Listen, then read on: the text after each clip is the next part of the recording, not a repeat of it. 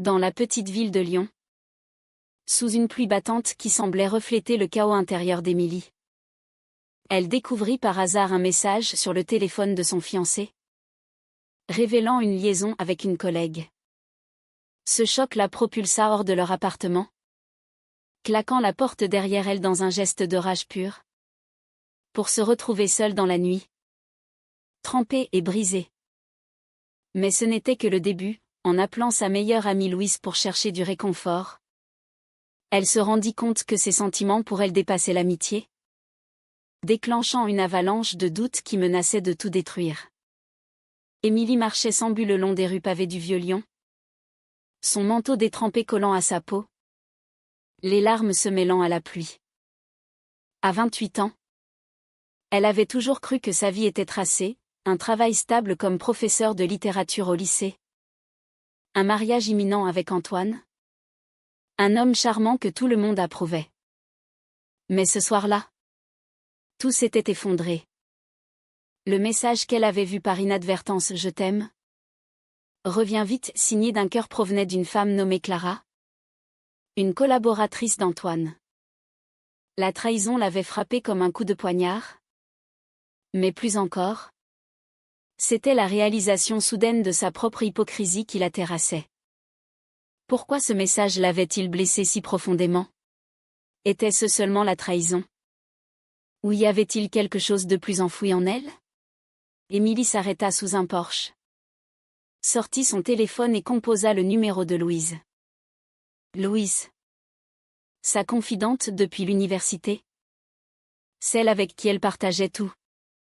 Ou presque. Allô? Émilie. Qu'est-ce qui se passe? Il est tard. La voix de Louise, chaude et rassurante, fit monter un sanglot dans la gorge d'Émilie. Antoine.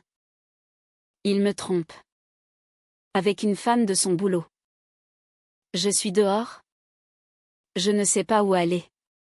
Louise n'hésita pas une seconde. Viens chez moi. Je t'attends. Émilie prit un taxi, le cœur battant. Arrivée devant l'appartement de Louise dans le quartier de la Croix-Rousse, elle frappa à la porte, tremblante. Louise ouvrit. Ses cheveux noirs courts ébouriffés, vêtue d'un simple t-shirt et d'un pantalon de pyjama. À 26 ans, elle était graphiste freelance. Libre et indépendante, avec un charisme qui attirait les regards. Elle s'était rencontrée à la faculté, liée par une passion commune pour l'art et la littérature. Mais ce soir, quelque chose avait changé. Louise la fit entrer, lui tendit une serviette et prépara du thé. Assise sur le canapé, Émilie raconta tout, la découverte, la dispute explosive avec Antoine, sa fuite. Louise écoutait, ses yeux bleus fixés sur elle avec une intensité inhabituelle. Il ne te mérite pas, Émilie. Tu vaux tellement mieux. Mais alors que Louise posait une main sur son épaule pour la consoler, Émilie sentit un frisson la traverser. Ce n'était pas de la gratitude. C'était autre chose. Quelque chose qu'elle avait refoulé pendant des années. La conversation dévia.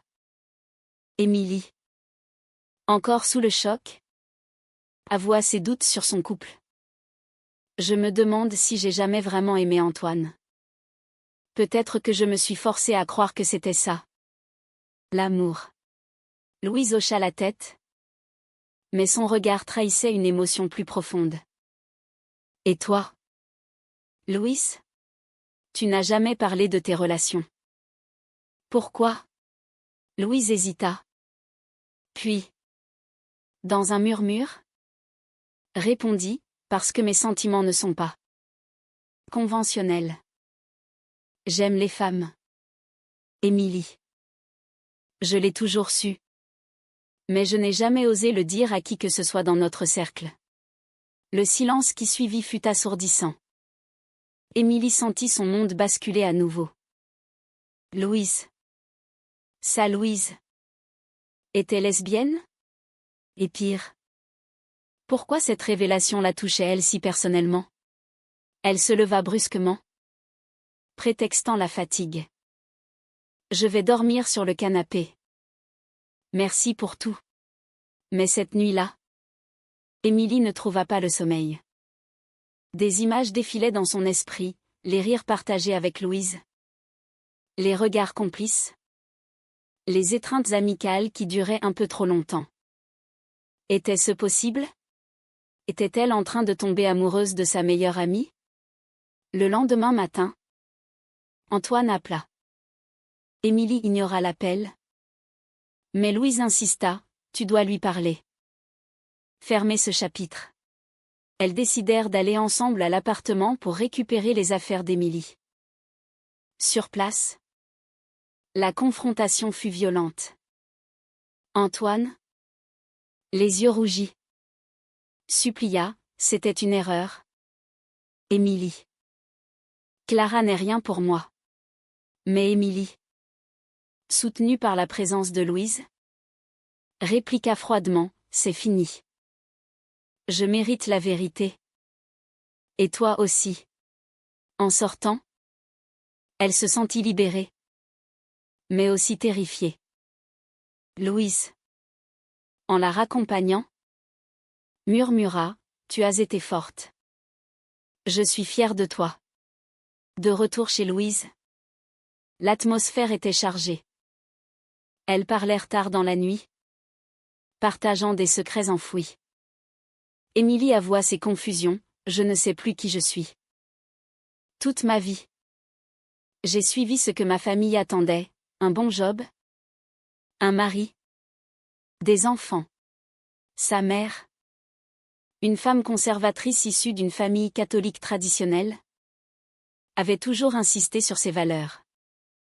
Si elle savait pour Antoine, elle me dirait de pardonner. Mais si elle savait pour ce que je ressens peut-être. Louise la prit dans ses bras. Tu n'es pas obligé de tout savoir tout de suite. Prends ton temps. Pourtant, le temps pressait.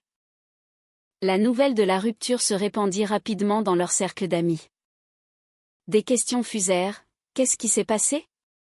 Tu vas bien? Émilie évitait les réponses. Mais la proximité avec Louise devenait évidente. Un soir, lors d'un dîner avec des amis communs, un commentaire maladroit de l'un d'eux, Louise. Toujours célibataire? Tu attends le prince charmant? Fit rougir Louise. Émilie sentit une jalousie inattendue monter en elle. Plus tard, seule avec Louise, elle osa, et si? Et si c'était moi? Le prince charmant? Louise la regarda. Stupéfaite. Émilie. Ne dis pas ça si tu n'es pas sûre. Mais Émilie, emportée par l'émotion, l'embrassa. Ce fut un baiser timide, hésitant, mais chargé d'une vérité longtemps niée. Elles se séparèrent, essoufflées. Qu'est-ce qu'on fait maintenant? Demanda Émilie. Louise sourit tristement, on affronte la réalité. Et ça ne sera pas facile. Les jours suivants furent un tourbillon. Émilie emménagea temporairement chez Louise, prétextant une recherche d'appartement. Leur relation naissante était un secret. Mais les sentiments grandissaient. Cependant, les doutes d'Émilie ressurgissaient, était-ce une réaction au choc de la trahison? Ou une vérité profonde? Elle pensa à sa famille, à la société française encore imprégnée de normes hétérosexuelles, malgré les avancées. À Lyon, une ville progressiste, mais où les ragots pouvaient détruire des réputations. Un appel de sa mère vint tout compliquer. Ma chérie, j'ai entendu pour Antoine. Viens à la maison ce week-end? On en parlera. Émilie accepta, mais avec appréhension. Louise l'encouragea, dis-lui la vérité sur Antoine. Pas sur nous. Pas encore. En arrivant chez ses parents dans la banlieue lyonnaise, Émilie fut accueillie par des embrasses chaleureuses, mais aussi par des questions pressantes. Pourquoi as-tu rompu? Il est si gentil. Sa mère, Marie, insista sur le pardon, invoquant la foi catholique. Son père, plus taciturne, hocha la tête en accord. Émilie craqua partiellement, il m'a trompée. Maman. Avec une femme. Marie pâlit. Mon Dieu. Mais tu peux reconstruire. Ne laisse pas ça te détruire. Émilie pensa à Louise. À leur baiser? Et sentit une culpabilité l'envahir. Était-ce immoral? Contre nature? Comme l'Église l'enseignait? Elle rentra à Lyon, plus confuse que jamais. Louise l'attendait, inquiète. Comment ça s'est passé? Émilie fondit en larmes. Je ne sais pas si je peux faire ça. Ma famille. La société. Qu'est-ce qu'on va devenir? Louise, blessée mais compréhensive, répondit, on affronte ensemble. Mais si tu n'es pas prête? Je ne te forcerai pas. Cette nuit-là? Elles parlèrent jusqu'à l'aube, explorant leur peur. Émilie réalisait le prix de cette relation, perdre l'approbation familiale, affronter les jugements. Mais l'amour naissant valait-il ce sacrifice? La tension montait, et le premier vrai conflit approchait. Le lendemain, Émilie décida de confronter ses doutes de front. Elle prit un jour de congé et erra dans les rues de Lyon, réfléchissant à sa vie. Passant devant la cathédrale Saint-Jean, elle entra, cherchant un signe. Les vitraux colorés projetaient une lumière apaisante, mais son esprit bouillonnait. Était-elle en train de trahir ses valeurs? Ou de les redéfinir? De retour chez Louise, elle trouva son amie en train de travailler sur un projet graphique. Il faut qu'on parle sérieusement, dit Émilie. Louise posa son stylet. Je t'écoute. Émilie avoua, j'ai peur. Peur de ce que les gens diront. Peur de perdre ma famille. Et si c'était une phase? Louise se raidit. Une phase? Émilie. Pour moi, ce n'est pas une phase. J'ai lutté des années avec ça. Si tu n'es pas sûr, arrêtons avant que ça ne nous brise. Les mots étaient durs, mais nécessaires. Émilie sentit la réalité la frapper, chaque décision avait un coût. Elles passèrent la soirée en silence tendu, chacune dans ses pensées. Le lendemain, un incident accéléra les choses. Au lycée où Émilie enseignait, une collègue, Sophie, une femme ouvertement lesbienne, l'approcha. J'ai entendu pour ta rupture. Si tu as besoin de parler. Émilie, surprise, accepta un café après les cours. Sophie partagea son histoire, sortie du placard à 20 ans. Rejet familial initial. Mais finalement acceptation. Ça vaut la peine? Émilie. Vivre dans le mensonge? C'est pire. Inspirée. Émilie rentra et confia à Louise, je veux essayer. Pour de vrai. Leur relation s'approfondit. Fête de moments tendres, promenade le long de la Saône. Dîners improvisés. Discussions profondes. Mais les ombres planaient. Antoine refit surface, envoyant des messages suppliants. Émilie les ignora. Mais un soir, il se présenta à la porte de Louise. Émilie. Parle-moi, cria-t-il. Louise ouvrit. Protectrice. Elle ne veut pas te voir. Antoine? Ivre de désespoir? Lâcha, c'est à cause de toi. N'est-ce pas? J'ai vu comment tu la regardes. Émilie intervint. Furieuse, sors d'ici. Après son départ, Louise confronta Émilie, il sait. Ou il soupçonne. Qu'est-ce qu'on fait? Émilie, paniquée, répondit, rien. On nie. Mais Louise secoua la tête, mentir? C'est ce qu'on fuit. Non. Le conflit éclata. Louise voulait assumer. Émilie hésitait. Ma carrière? Ma famille. Imagine si les parents d'élèves l'apprennent. Louise, blessée, répliqua, et moi? Je suis quoi? Un secret honteux? Elles se disputèrent violemment. Des mots durs fusèrent. Peut-être que c'était une erreur? Lança Émilie. Louise, les larmes aux yeux, quitta l'appartement. Émilie se retrouva seule, regrettant ses paroles. Le lendemain, Louise ne rentra pas. Émilie l'appela. En vain. Inquiète, elle contacta des amis communs. Personne ne savait. Finalement. Un message, j'ai besoin d'espace. Réfléchis à ce que tu veux vraiment. Émilie, dévastée, se tourna vers Sophie pour conseil. Donne-lui du temps. Mais sois honnête avec toi-même. Émilie passa des jours en introspection, pesant le pour et le contre. L'amour pour Louise était réel. Mais le prix élevé, isolation sociale. Peut-être perte d'emploi dans un milieu conservateur. Sa mère appela à nouveau. Viens déjeuner dimanche. Ton frère sera là. Émilie accepta, espérant du soutien.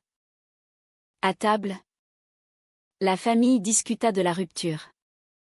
Son frère, Pierre, compatissant, tu trouveras mieux.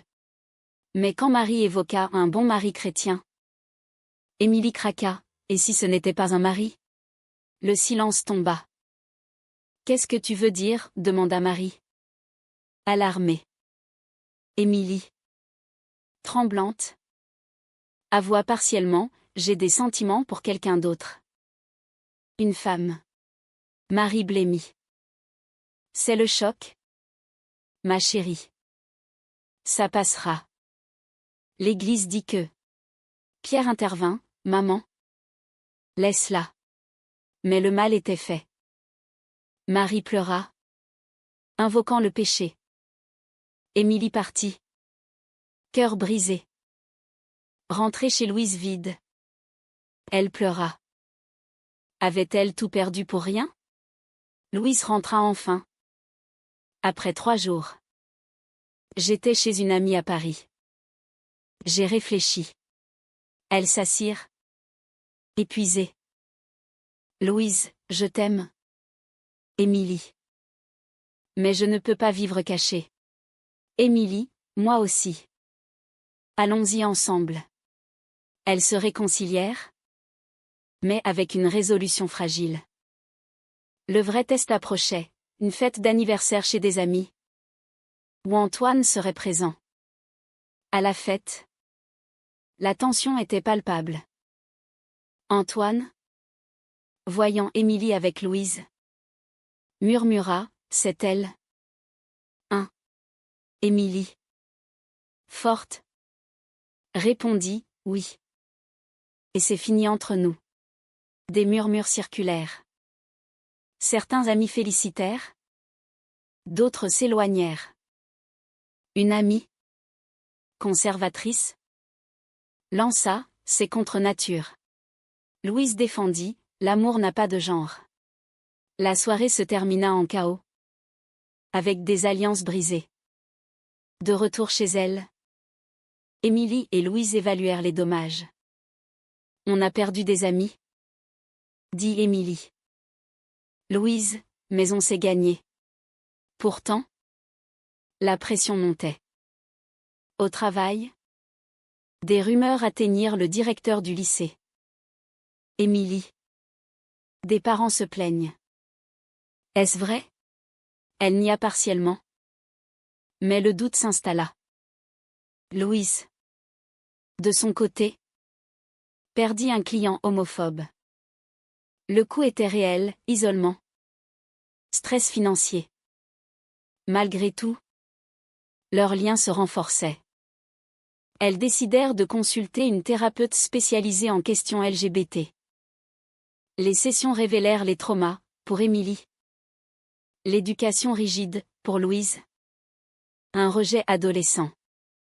Vous devez choisir, vous ou les attentes des autres, dit la thérapeute. Émilie, inspirée, confronta sa mère à nouveau. Maman, c'est qui je suis. Accepte-le ou perds-moi. Marie. Après des jours de silence. À plat, je t'aime. Mais j'ai besoin de temps. Un pas timide. Pierre. Soutien inconditionnel. Visita, je suis avec toi. Lentement. Des fissures dans le mur de préjugés. Mais un nouveau coup, Antoine. Amer. Répandit des rumeurs en ligne. Émilie reçut des messages haineux. Louise, on porte plainte? Émilie, non. On affronte. La résilience grandissait. Mais les sacrifices pesaient. Émilie perdit une promotion au travail.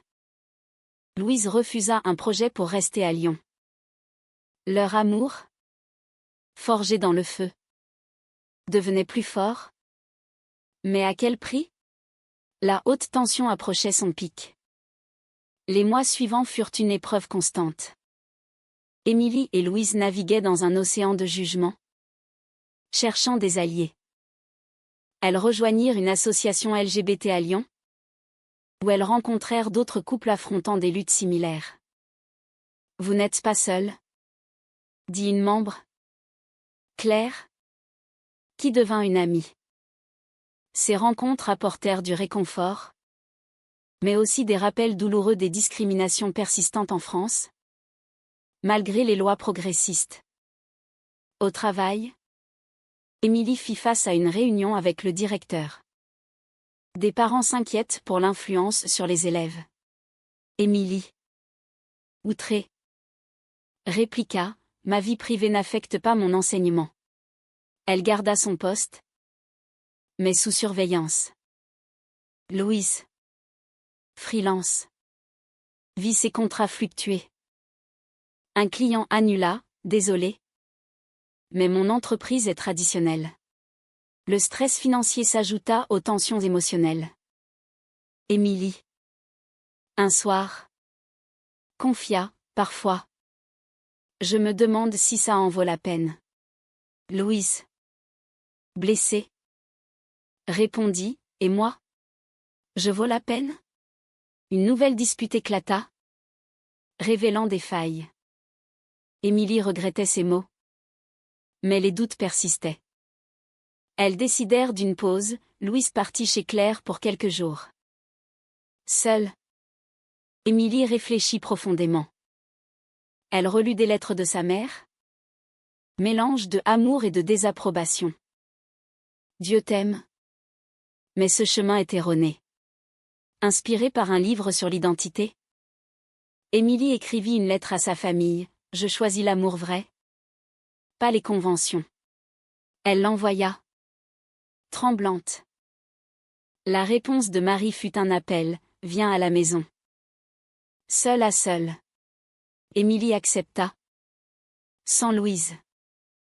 À table. Marie avoua, j'ai peur pour ton âme. Mais je t'aime plus que tout. Elles pleurèrent. Un début de réconciliation. Pierre, médiateur, encouragea, donne-lui du temps. Louise rentra. Et elles se réconcilièrent avec une promesse, communiquer mieux. Leur relation évolua. Plus mature. Mais un événement majeur surgit, le mariage d'un cousin. La famille invita Émilie et un ami. Elle décida d'emmener Louise. C'est le moment de vérité. Louise. Nerveuse, et si ça explose? Au mariage. Dans une église près de Lyon. Les regards se tournèrent. Marie. Voyant Louise. Pâlit mais resta polie. Durant la réception. Des oncles murmurèrent. Un cousin ivre lança, alors. C'est ta copine? Émilie. Fière, oui. Ma compagne. Des applaudissements sporadiques. Mais aussi des départs précoces. Marie. Plus tard. Murmura, je prie pour toi. Un progrès. Mais douloureux. De retour. Louise confronta, ta famille nous tolère. Mais accepte-t-elle vraiment? Émilie, c'est un début. Mais les fissures grandissaient. Louise reçut une offre d'emploi à Paris. Mieux payée. Je pourrais partir. Pour nous soulager financièrement. Émilie paniqua, et nous? Une relation à distance? Louise, peut-être. Ou tu viens avec moi? Le dilemme était cornélien. Émilie aimait son job. Ses racines à Lyon. Partir signifiait abandonner tout. Rester. Risquer de perdre Louise. Elles débattirent des nuits entières. C'est un sacrifice pour notre avenir? Dit Louise.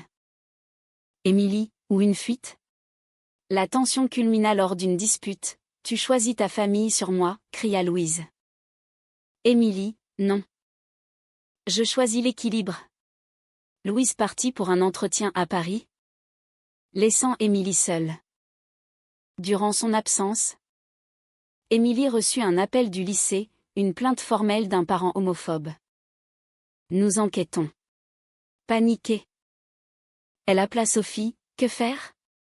Sophie, batte-toi. Contacte l'association. Émilie le fit. Obtenant du soutien légal. Louise rentra avec l'offre acceptée. Je pars dans un mois. Viens-tu? Émilie.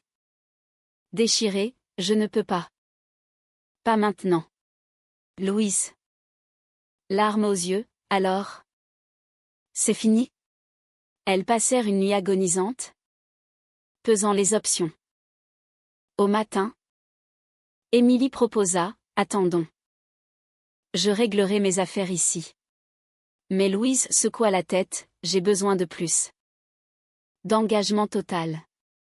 La rupture fut dévastatrice. Louise emballa ses affaires. Des adieux larmoyants. Je t'aimerai toujours, murmura-t-elle. Émilie. Brisée. La regarda partir. Seule dans l'appartement vide. Elle affronta la réalité, ses choix l'avaient menée à la perte. Elle appela sa mère, Louise est partie. À cause de tout ça. Marie, peut-être est-ce un signe. Revient à la raison. Mais Émilie. Au lieu de céder. Se rebella. Elle affronta le lycée. Gagnant son cas avec l'aide de l'association. Publiquement. Elle assuma, un post sur les réseaux. Déclarant son identité. Des soutiens affluèrent. Mais aussi des haines. Sa famille. Choquée. Réagit diversement, Pierre applaudit. Marie pria. Louise. À Paris. Lut le post. Elle appela, je suis fière de toi. Elles parlèrent. Des regrets affleurants. Peut-être qu'on s'est précipité? Dit Émilie. Louise, peut-être. Mais le mal est fait. Pourtant, une étincelle persistait. Louise visita Lyon pour un week-end. Leurs retrouvailles furent intenses. Remplies de questions, pouvons-nous réparer? Elles décidèrent d'essayer. Avec prudence. Louise commuta entre Paris et Lyon. Émilie chercha des opportunités dans la capitale. Mais les défis persistaient, distance. Fatigue. Doutes récurrents. Un soir. À Paris. Louise confia, j'ai rencontré quelqu'un. Rien de sérieux. Mais. Émilie. Jalouse.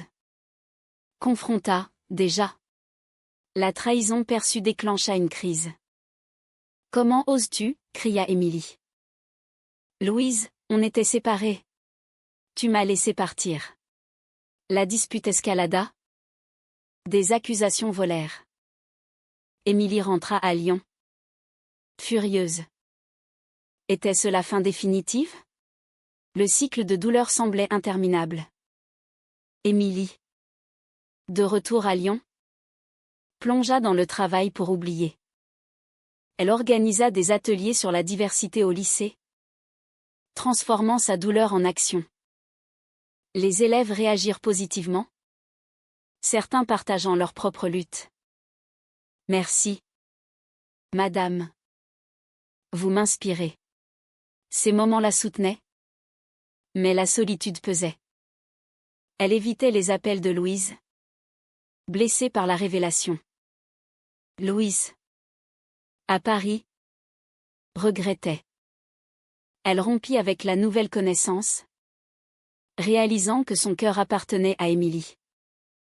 Elle envoya des messages, « Pardonne-moi. C'était une erreur. » Émilie, après des jours, répondit, comme Antoine. La comparaison était cruelle. Elles parlèrent au téléphone. Des heures de reproches et de confessions. J'ai eu peur de la distance, avoua Louise.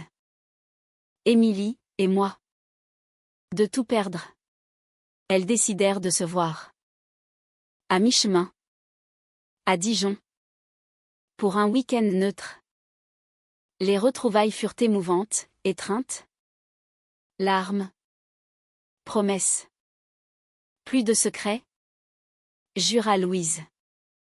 Plus d'hésitation. Promis Émilie. Elles planifièrent, Émilie postulerait à Paris. Mais la réalité frappa, pas d'offres immédiates. Louise proposa, viens vivre avec moi. Trouve sur place. Émilie hésita, quitter Lyon. Sa famille proche. Marie. Sentant le vent tourner. Appela, ne pars pas. Reste ici. Reconstruis. Émilie, maman. Mon avenir est avec Louise. Marie. Après un silence, amène-la au dîner familial. Une invitation timide. Un pas géant. Au dîner. Tension palpable. Louise. Nerveuse. Charma Pierre. Marie. Polie mais distante. Posa des questions, que fait ta famille? Louise, mes parents m'ont rejeté quand j'ai fait mon coming out. Marie. Touchée, c'est triste. Lentement. Des liens se tissaient. À la fin. Marie murmura à Émilie, elle semble gentille. Mais pris pour guidance. Encouragée. Émilie déménagea à Paris. Nouveau départ, appartement partagé. Job comme tutrice en attendant mieux. Leur relation fleurit. Loin des ragots lyonnais. Mais les ombres passées ressurgissaient. Un soir. Émilie trouva un message ambigu sur le téléphone de Louise. Souvenir de Dijon? Signé d'une ex. Jalouse. Elle confronta, encore? Louise expliqua, juste une amie. Mais la confiance était ébranlée. La dispute révéla des insécurités profondes. Émilie, j'ai tout sacrifié pour toi. Louise, et moi?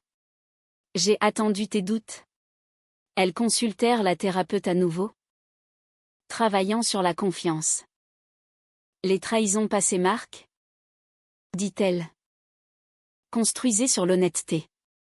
Progressivement. Elles guérirent.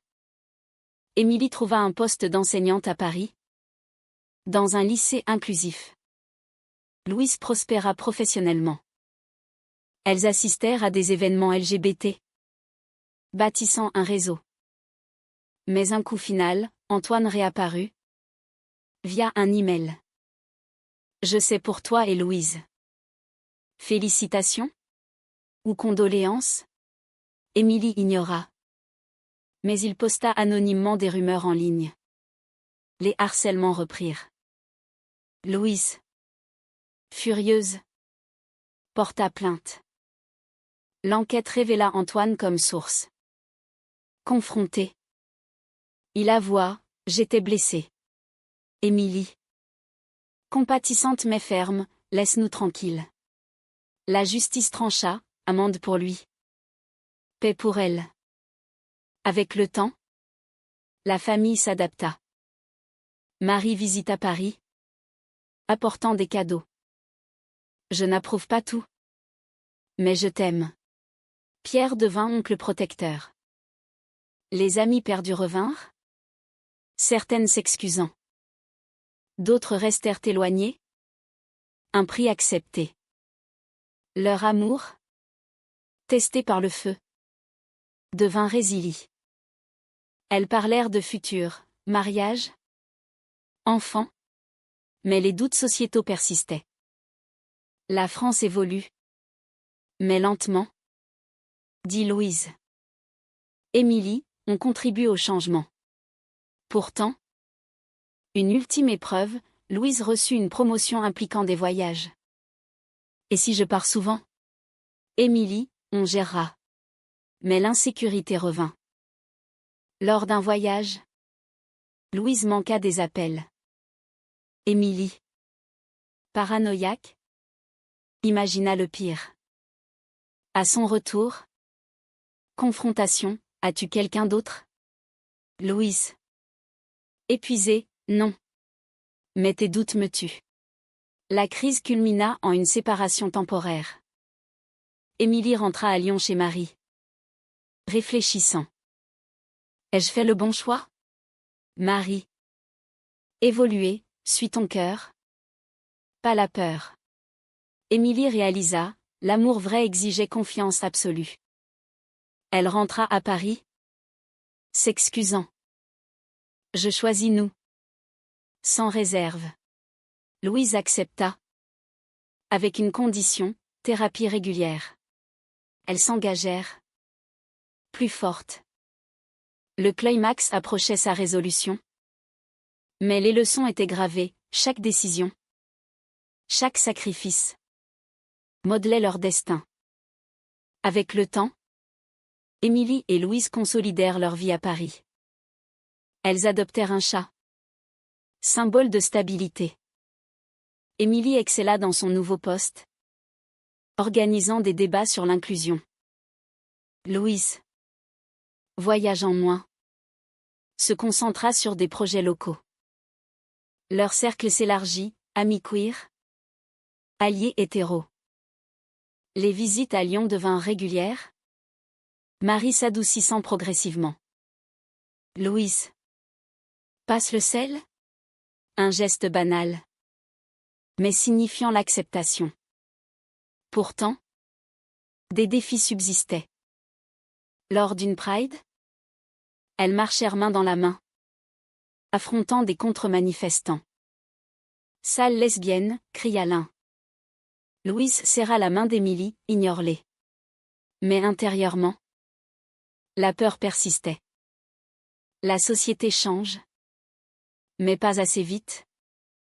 Confia Émilie. Un jour, Émilie reçut une lettre de son ancien lycée, une invitation à parler sur la diversité. Elle accepta, retournant à Lyon avec Louise. Devant les élèves, elle partagea, j'ai perdu des amis, défié ma famille, pour vivre authentiquement. Le prix est élevé, mais la liberté inestimable. Applaudissements nourris. Un élève, vous m'avez aidé à assumer. Mission accomplie. Louise, inspirée, créa une série graphique sur les luttes LGBT. Acclamée. Leur histoire devint un témoignage discret. Aidant d'autres. Mais personnellement, des mots ressurgissaient. Émilie désirait des enfants, Louise hésitait. Avec les préjugés. Est-ce juste pour eux? Débats intenses suivirent. Émilie, on peut leur donner de l'amour. Louise, et si on les expose à la haine? Elles consultèrent des experts. Pesant les options, adoption. PMA. Finalement. Louise céda, faisons-le. Mais le processus révéla des biais institutionnels. Rejets initiaux. Questions intrusives. Votre couple est stable? Émilie. Furieuse, plus que beaucoup d'hétéros. Elles persistèrent, obtenant approbation. Pendant l'attente, un drame familial, Marie tomba malade. Émilie rentra. Louise à ses côtés. À l'hôpital, Marie murmura, « Merci d'être venue. » Louise. Un moment de guérison. Marie guérit. Et leur lien se renforça. « Je vous bénis. » dit-elle enfin. Avec l'arrivée d'une petite fille adoptée, Anna, leur vie transforma. Joie et défi, nuit blanche. Mais amour infini. La société réagit variée, soutien, mais aussi jugement.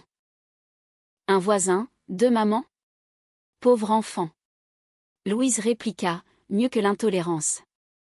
Anna grandit. Entourée d'amour. Émilie et Louise, mariées civilement, célébraient leur victoire. Mais réfléchissant au passé, Émilie se demanda, tous ces sacrifices valaient-ils? Les trahisons, les pertes, les doutes. Un soir, assise sur le balcon, regardant la tour Eiffel, Louise dit, on a payé cher. Mais regarde ce qu'on a. Émilie sourit, oui. Mais était-ce inévitable? La vie continua. Un mélange de triomphe et de lutte. Leur histoire? Un témoignage de résilience face aux normes sociétales. Était-il juste que l'amour vrai exige tant de sacrifices? Ou la société devrait-elle évoluer pour que de tels choix ne soient plus nécessaires?